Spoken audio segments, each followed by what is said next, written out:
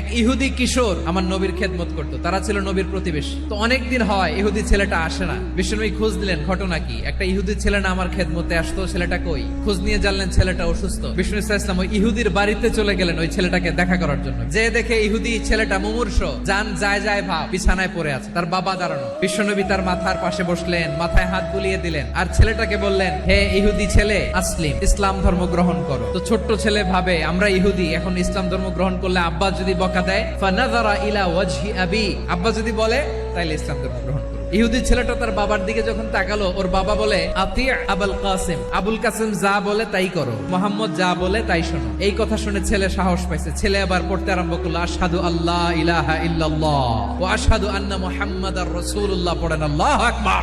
ওই আহ্বানে সাড়া দিয়ে ইহুদি ছেলে শাহাদা পড়ে মুসলমান হয়ে গেল। তার হৃদয়টারে ঈমানের নূর দিয়ে আলোকিত করে দিল কে?